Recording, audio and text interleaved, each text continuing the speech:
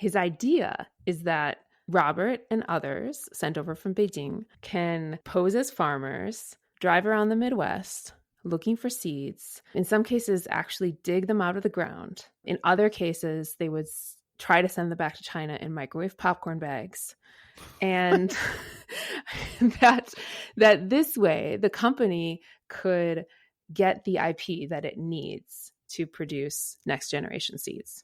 It's not so much that the Chinese government says, here, go out, go forth and spy, take this technology, bring it back to us, and then we'll pass it on to the company. Instead, it's that companies like DBN know that there will be few repercussions if they do manage to steal the technology. And so sometimes they decide on their own. Sometimes there are individuals who themselves decide to steal something or pocket a few documents and then look for buyers after the fact. Hello and welcome to China Talk. I'm your host, Jordan Schneider. What do you get when you take a Chinese national, a rental car, rural Iowa, and a $52 billion seed business? Said one review, not since Alfred Hitchcock's North by Northwest has a cornfield produced so much excitement. Mara Vistendal's recent book, The Scientist and the Spy, presents a compelling narrative diving deep into the nature of Chinese industrial espionage and America's response. Mara, welcome to China Talk. Thanks for having me on the show. So as a longtime science journalist based in China, I can't but ask you if you have any insights that haven't been gleaned from Twitter over the past few days about what's happening with COVID-19. To be clear, we're recording this on March 9th. Yes. So I covered the H7N9 outbreak when it happened in 2013. I did visit a biosafety level 3 facility. I guess the main thing is that there's been a lot of suspicion about the Chinese government's reaction. I think some of it's very warranted, but to keep in mind that there are many good researchers who are working as fast as they can to pass samples to their colleagues overseas. That's gotten a little. The other thing would be, don't be an armchair epidemiologist. I've seen a lot of those in the past few weeks. Who do you think does it better, Chinese armchair epidemiologists or Americans? At first, it was just journalists covering China, and then now it's just everybody.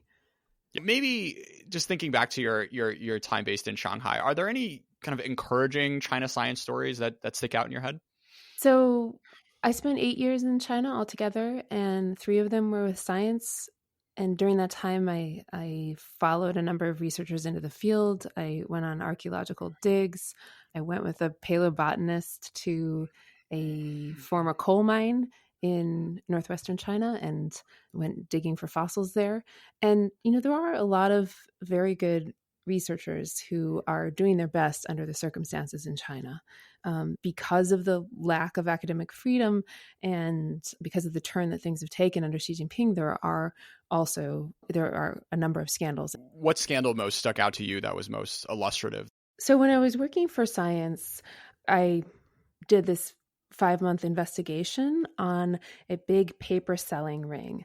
And what that entailed was that researchers, they would get the provisional acceptance of their paper. And then once it was sent out for review, they would add a few co-authors and sell slots on the paper. What that meant was that they're basically gaming the academic journal publication process. There are agencies that are dedicated to selling these slots on papers. Oh boy. It was a big story when it came out because previously it was known that you could just buy a paper if you wanted. But the fact that people were also selling slots on papers that had already gone through some part of the review process was pretty explosive. There's so much emphasis placed on publishing at all costs. It is really a publisher perish environment, to some degree much more than in the West, which is already quite bad. And so, researchers really have to secure publications. And for some people, for example, doctors or people working in biomedical field where they might also have a practice on the side, they just don't have time to do that research. Well, had the American tenure system been a little more forgiving to our main character, we may not have had this wonderful book to read. Mara, let's start out by talking a little bit about Robert Moe. So who is he and how did he first come to the U.S.? Robert Moe was an engineer from Sichuan province who moved to the United States in the 1990s, at a time when many Chinese researchers and students were moving to the US. He got his second PhD in the US in the field of thermodynamics, and then went looking for a job, had trouble finding one. And so he ended up getting this position through nepotism with a Beijing agricultural company called Dabeinong, or DBN. His sister was married to the CEO. And so even though he knew nothing about agriculture, they gave him a job. Let's take a step back. So Mara, are all seeds the same? No, all seeds are not created equal. Many of the seeds that are produced by U.S. companies and some of the leading global companies are top-notch. They get really high yields, and they're highly sought after. And so this is a significant expense that farmers take on, is like buying seeds every year. Farmers pay a lot for seeds.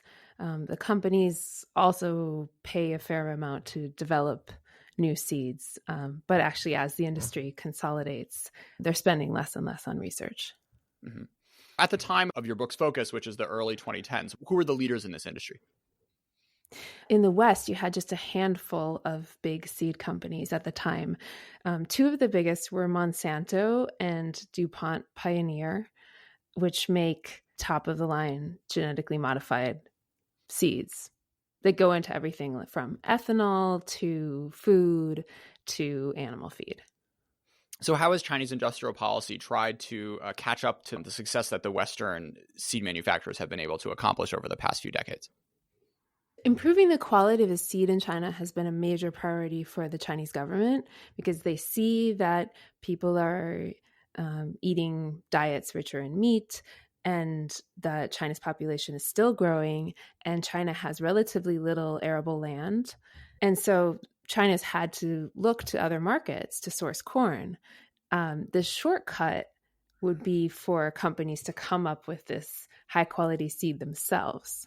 But this Chinese seed industry is very fractured, and companies like DBN are really no competition for the likes of Monsanto and DuPont Pioneer.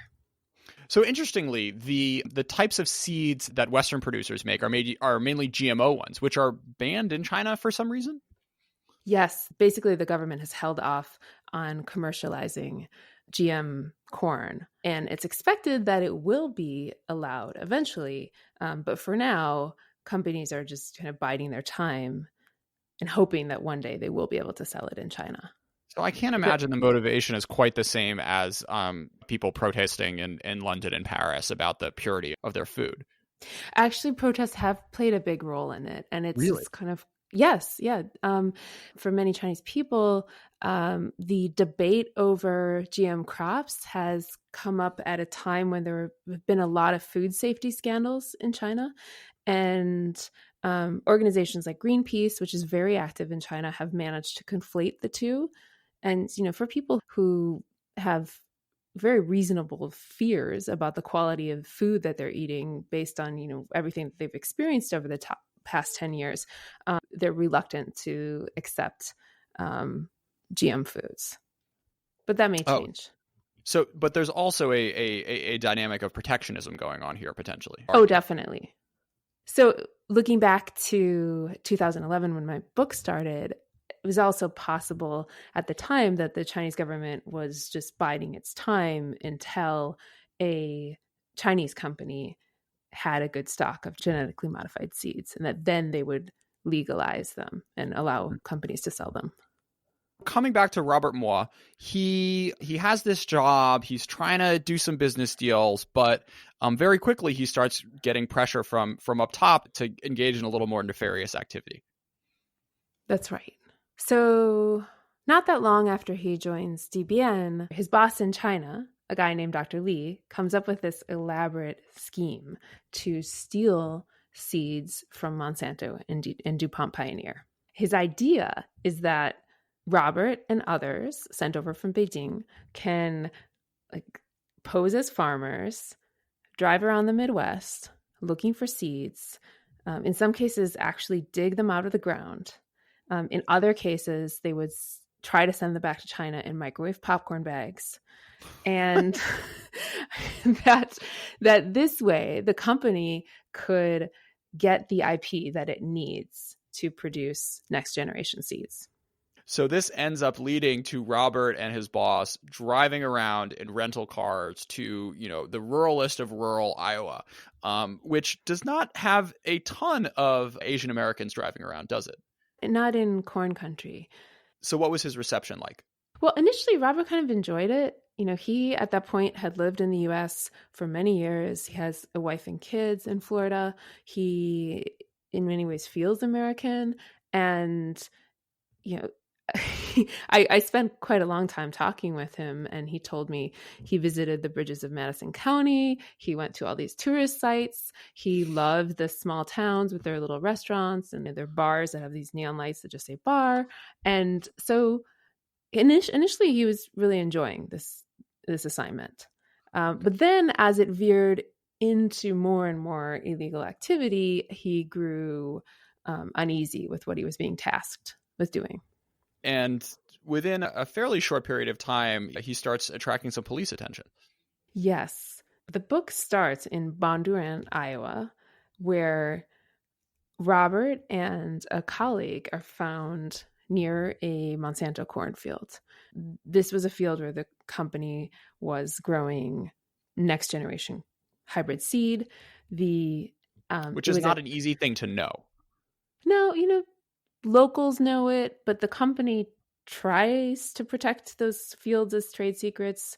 Most cornfields in the area, if they're growing commercial corn that's going to be sent out to harvest, they'll have these little signs along the side that say the breed of corn that's growing there, and this field is unmarked. Okay. But for people who live in the area, you just need to watch for the Monsanto truck coming by a few times a season, and that it's a Monsanto field. Sure. I guess my question at this point of the book was whether or not you were sort of insinuating that they were potentially inside of the Monsanto email registry, because I can't imagine the Dabenong deep connections in the rural Iowa farmer crew to sort of know the gossip of who was getting the fancy seed. So very quickly, the FBI catches on to their appearance in this field. And one operating theory is that somebody has tipped them off to the location of this field. Sure. But that never was borne out, as far as I know. So how did the police first get involved in this case? So the Monsanto field is owned by a local farmer. He grows the corn under contract with Monsanto, and the company is so secretive about what's growing there that the seed just arrives in these unmarked bags every year. He's not told what kind of seed he's growing. And, for all intents and purposes, it's the company's project. But he notices Robert's colleague standing in the middle of his cornfield with his head down, scanning the ground for ears of corn. And so he calls the police. His wife is a police officer one town over. Some sheriff's deputies then race to the scene and question Robert and his colleague, and then kind of let them off with a warning, because they couldn't discern any illegal activity, maybe beyond trespassing. But one sheriff's deputy who showed up that day wrote up a report on the incident just in case. So the FBI had recently been tipped off to a similar incident in a pioneer field in another part of Iowa. And so when the FBI agent who is working that case hears of this Monsanto incident, suddenly you have two suspicious incidents involving cornfields, and he and an analyst, others in the office, start asking around.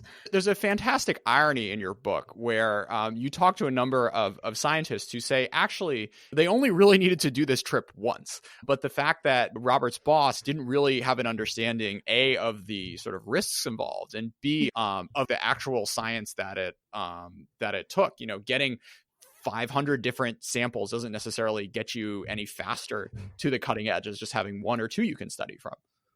So that was part of what drew me to this case, because it was such a harebrained scheme. And the more I talked with farmers and seed breeders and so forth, I realized that a lot of it was actually unnecessary. But then the FBI's reaction was also very outsized. So you had this protracted cat and mouse chase that went on for over 2 years. Yeah. There's this narrative in the media that these Chinese firms are so sophisticated and they're really, they're stealing hundreds of billions of dollars of intellectual property. But these are B-rate firms. It's funny because even with a company like Huawei, who you figure is like the best in the world at this, they end up copying typos from routers. So once you go a little further down the industrial food chain, it sort of makes sense that, okay, if this is a norm, there are going to be people who are like really poor at actually executing this sort of espionage. Yeah, one of the things that I think is most telling about the Huawei case is that when Meng Wanzhou was arrested in Vancouver, she had several Apple devices on her. So that shows the degree of faith in the company's technology. Maybe she just didn't want the government spying on one or two of her phones. That's maybe. Anyway. There are companies that are very good at this, and there have been sophisticated cyber attacks. There have also been more bungled kind of low-end operations by hustlers, basically. And so that's one of the popular misconceptions about these cases, is that for the most part, with technologies like corn seed and non-dual use technologies, it's not so much that the Chinese government says, here, go forth and spy, take this technology, bring it back to us, and then we'll pass it on to the company. Instead, it's that companies like DBN know that there will be few repercussions if they do manage to steal a technology. And so sometimes they decide on their own. Sometimes there are individuals who themselves decide to steal something or pocket a few documents and then look for buyers after the fact. So all of these things are going on at the same time, and there isn't one typical case. Have you read For All the Tea in China, Mara? Yes, I read that when I was researching this book. My favorite Chinese industrial espionage story is actually one committed by the British East India Company. So after the Opium War, when China just starts opening up a tad, this British civil servant type dresses up in Mandarin garb and ends up persuading 10 or 15 tea experts to go to India to teach the sorry Indian tea farmers how to step up their game and make internationally palatable product. And she has this fascinating story because there's this guy and he's like sneaking around and all the local mandarins try to arrest him and he like gets away in the dead of night.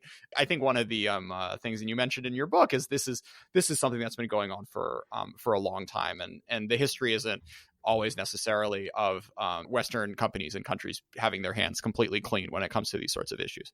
That's right. And the CCP messaging, I guess I should say, has gotten a little bit more sophisticated, but Deng Xiaoping, for example, once said, did we charge the West for the printing press and for gunpowder and for all these other inventions? I mean,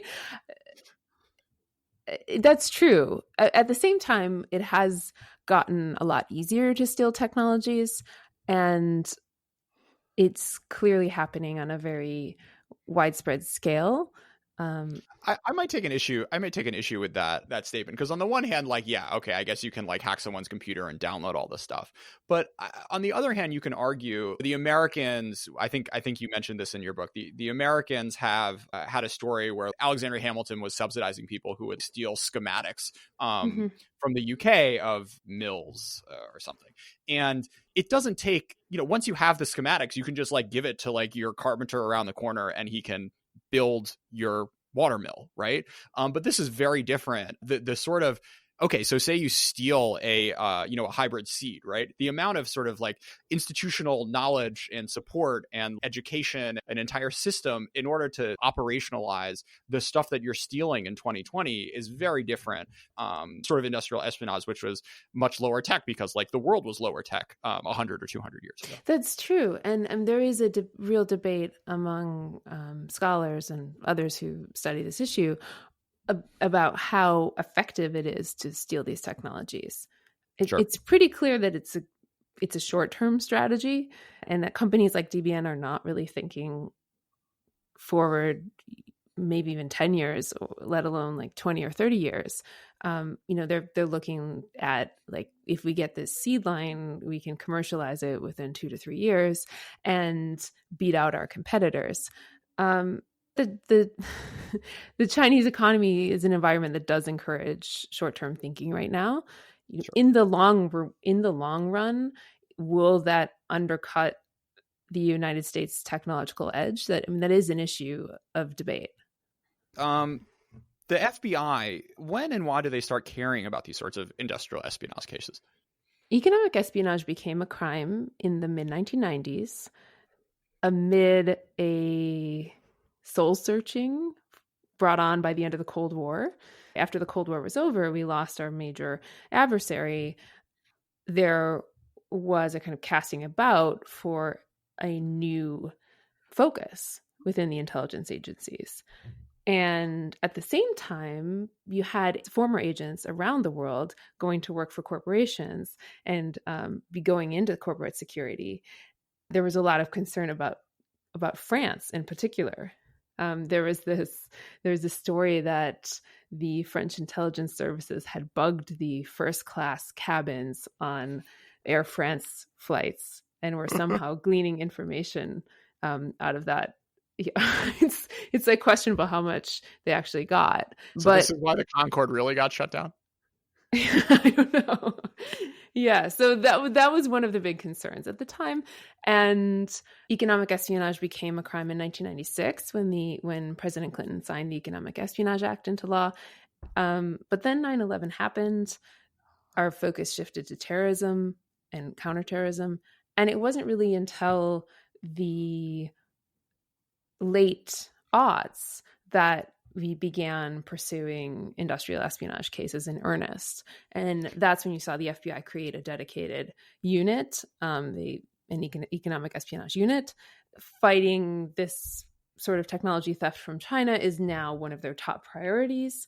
And over the past few years, especially, there's just been a rapid uptick in cases, to the point where FBI Director Christopher Wray says that there are now over 1,000 active investigations involving China and technology.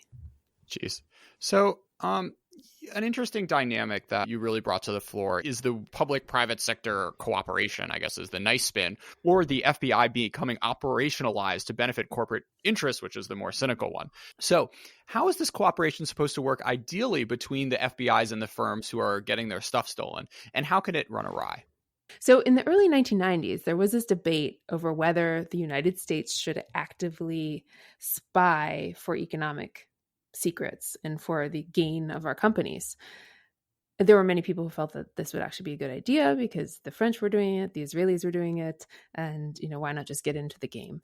There were others who felt like we don't need to, it would be very complicated to do so, but we should criminalize economic theft when it happens. So that's what we ultimately ended up doing. So our stance now is that we spy for national security purposes like every other country, but we do not spy for the purposes of our own corporation's gain. That is the U.S. government's stance. I feel like Trump would be sort of down with this. I remember he was at one point pushing the U.S. to end the anti-bribery laws. Peter Navarro, his trade advisor of dubious qualifications, recently wrote an article saying that economic security is national security. And so that's something that the Trump administration has been pushing harder. So in interacting with these FBI agents, this isn't like the sexiest of things to be investigating. I'm sure, when they were all teenagers dreaming of being, G-men, this isn't necessarily the sorts of stories that they wanted to be, in the news for. So I'm curious, are you kind of lame if you're on the economic espionage desk, or is it now a cool thing to do? What was your sense of like the sort of like emotional reaction that these FBI agents had to, to helping like very large, pretty multinational companies at this point protect their intellectual property? Well, I should say I spent quite a bit of time talking with the lead FBI agent on this case and talking with others in the FBI. Interviewing current FBI agents can be a little bit like interviewing a wall. Like, they are trained to not give a lot of information. But my sense is that this has become such a priority that even if you're working something like the theft of hybrid corn seed, that it could be a big case. Yeah. Just because there's so much emphasis on it. And so, on its face, it's really not a sexy topic at all, but it is one that really has the eyes and ears of leadership. And so I would assume that there's a draw in that. So again, Mara, coming back to the sort of cooperation with companies angle.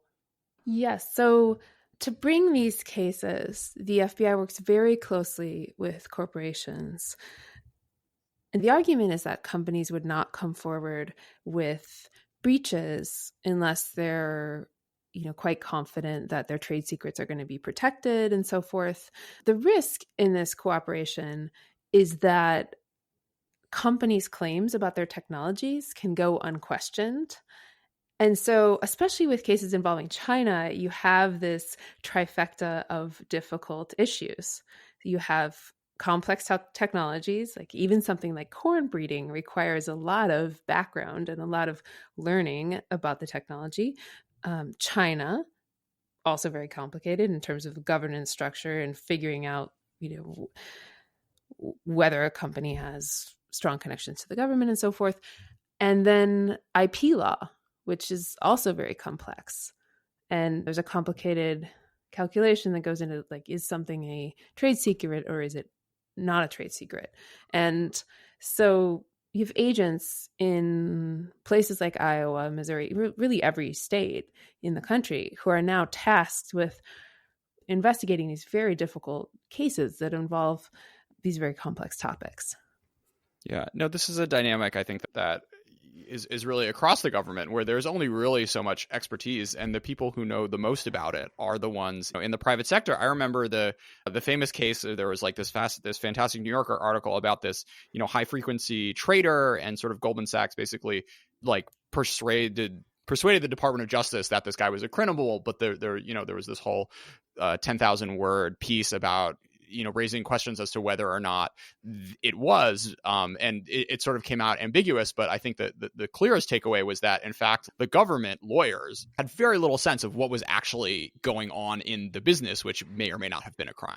Sure. So for example, to go back to the case of Robert Moore, the case that's in my book, at one point, the lead agent on the case cites the fact that Robert is speaking Chinese with a woman in the industry as a basis for getting a warrant, among other factors. So, things like that, it's very common for two ethnic Chinese people to speak Mandarin with each other. And yet we still see this idea cropping up in warrants and in government arguments as this is a basis for suspicion. Sure. So this brings us to this broader tension that the U.S. government is facing, where on the one hand, there is this real threat of both corporate and military espionage from the Chinese government. But at the same time, there are big downsides, both moral and strategic, from painting everyone with an Asian ethnic background as a potential or active foreign agent. So maybe to kick off this part of the discussion, you want to start by describing this idea of the CCP strategy of 1,000 grains of sand and how it took hold in the U.S. imagination? Sure. So when I set out to tell the story of Robert Moore, I realized that I needed to understand the history of the way that the FBI has looked at these cases involving China in the past. It's a fraught history.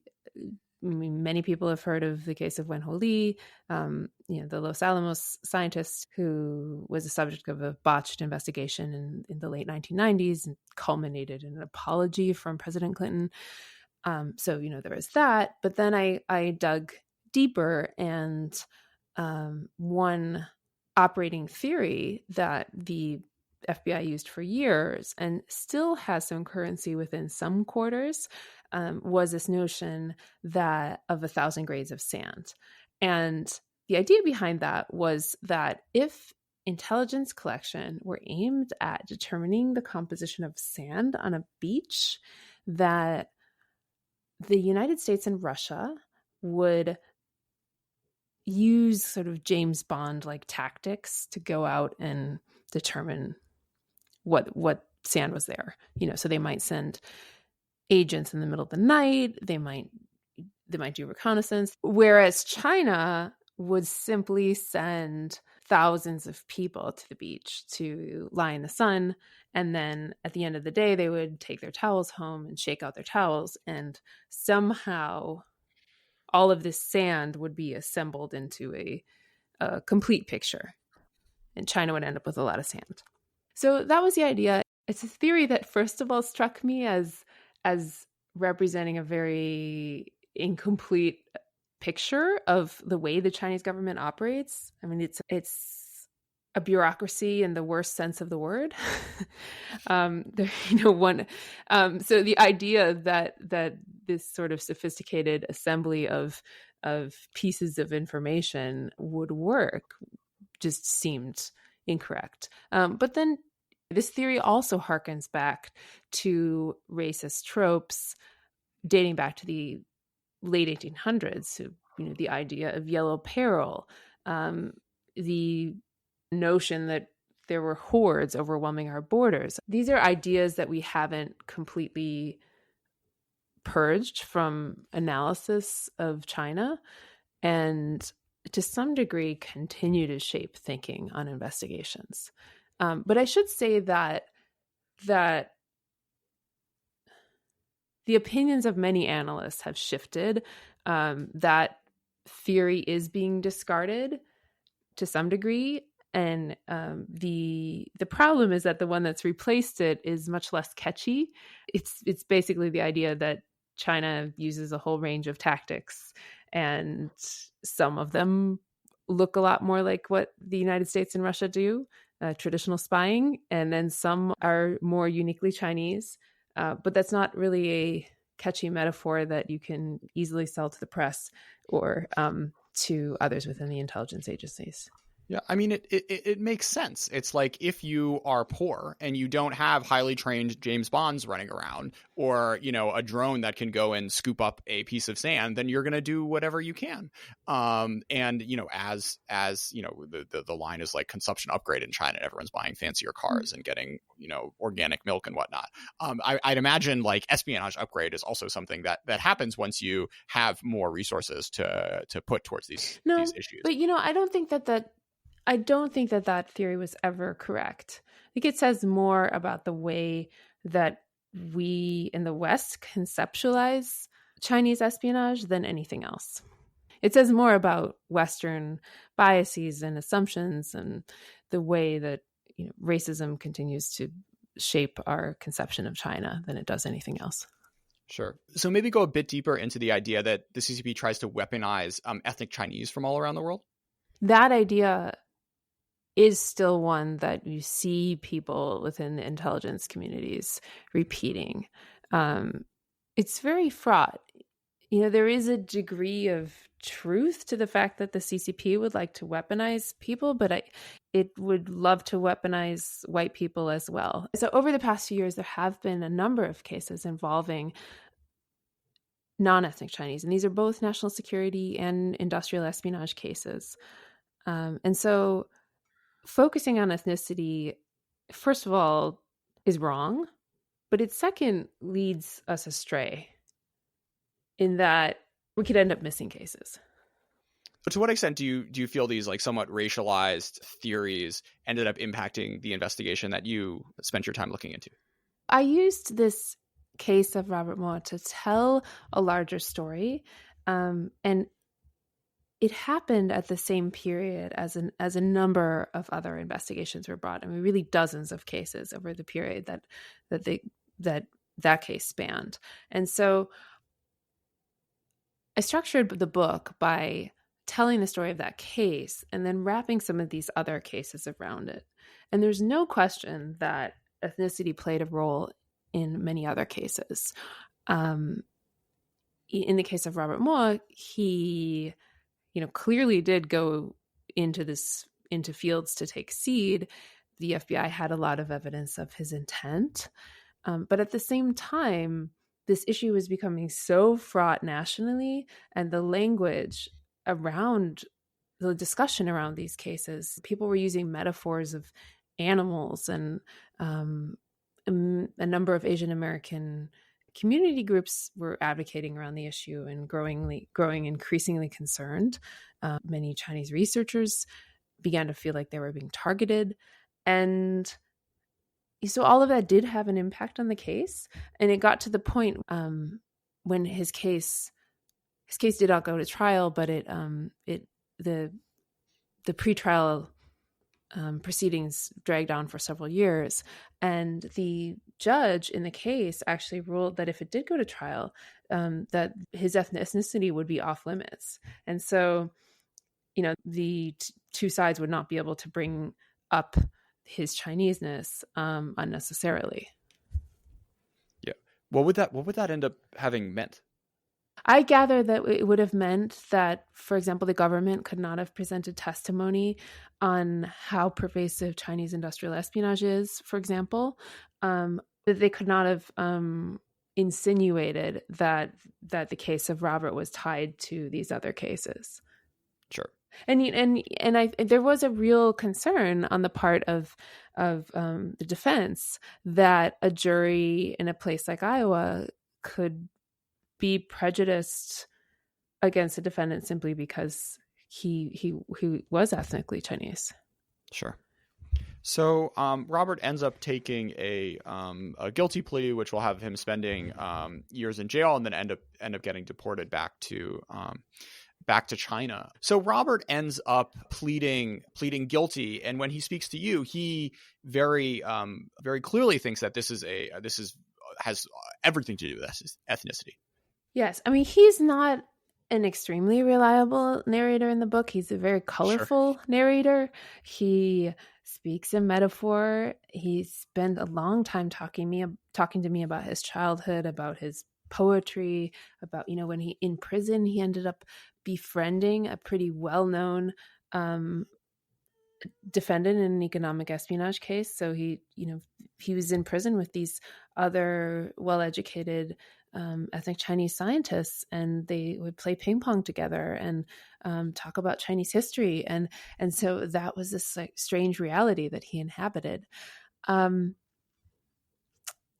He did come out of the whole experience somewhat jaded, understandably. And I think it did seem to me by the end of my reporting that to some degree he was a little bit of a pawn in this global competition between the United States and China, because he was ultimately a fairly low-level employee within DBN, and the company itself suffered very few repercussions. So the government was hoping to arrest the people above him. They hoped to get his boss. There were several other people who were charged, and those guys are now all still on the FBI's most wanted list. At one point, they charged Robert's sister, and then the charges against her were dropped. They were somewhat specious, and so despite massive amounts of money that were spent on this investigation, the company continues to do just fine. Its stock prices are high. It may even have the sea lions that it stole in production. And so, at the end of the day, One guy went to prison, and that's it. Right. Sorry, let me I mean, my rephrase takeaway that. from reading this is however many, millions of dollars that were spent to prosecute this case, had they just gone into, Iowa State scholarships for, the future seed engineers of America, would probably have done more to protect and support this industry than all of this legal wrangling, which ended up only getting a sad sack low-level employee of a Chinese firm in jail. Well, that's another issue. So when you look at some of these industries, and the seed industry is really stark, there's been massive consolidation over the past few decades, to the point where just a handful of companies now control the bulk of the market.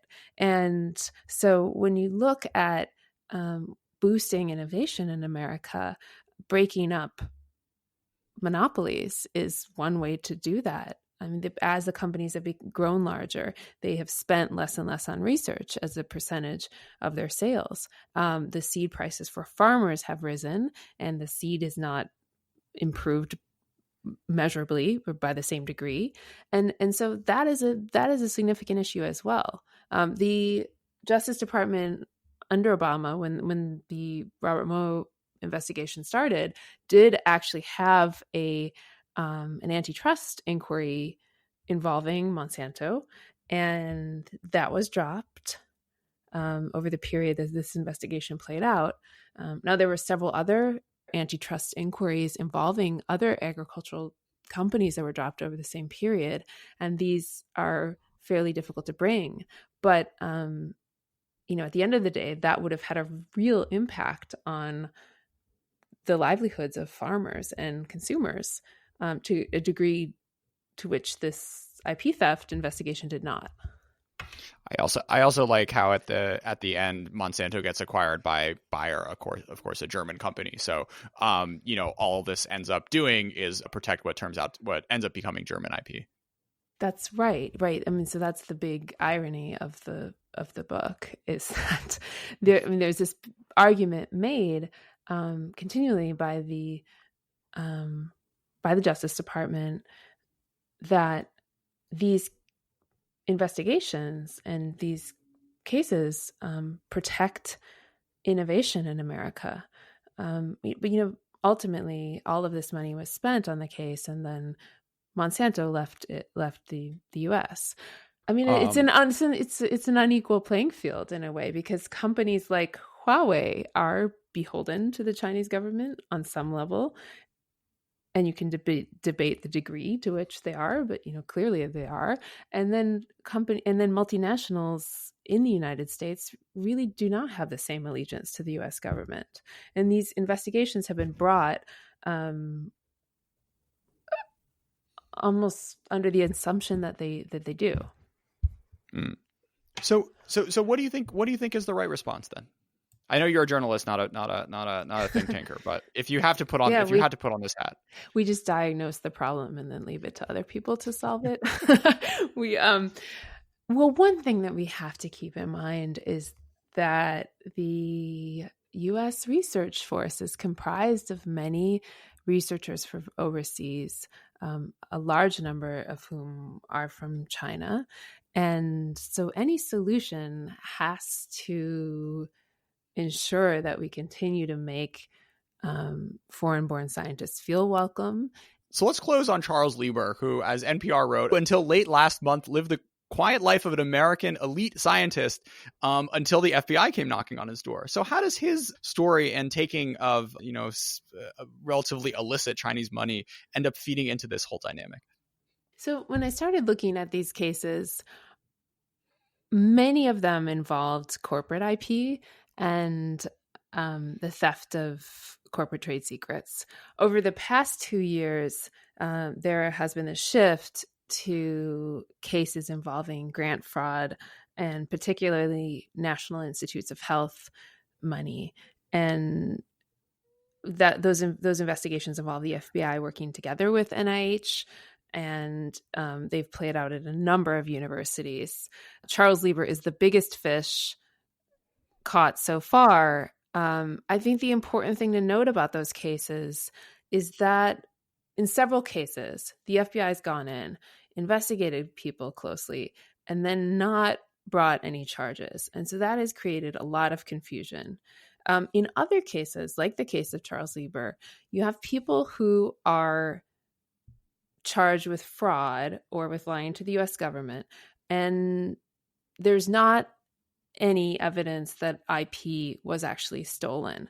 And, it's possible that it may have been in the case of Charles Lieber. He's working with a very sensitive technology, but all of these cases are being conflated. So you have the IP theft cases being conflated with the fraud cases, and much of what's happening with the FBI and NIH investigations is simply incidents of scientists double dipping or accepting money from China at the same time that they are working for a U.S. institution. And that is not espionage.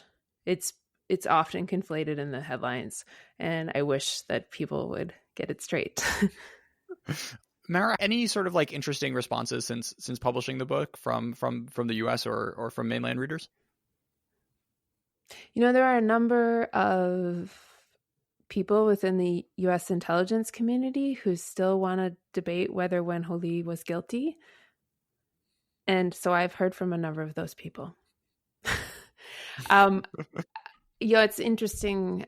I think ultimately he did not get a fair investigation. And so we can debate it all we want, but I think we probably would do best to learn from that and move forward and ensure that future people do get fair investigations. Mara, thanks so much for being a part of China Talk. Thanks again for having me on the show.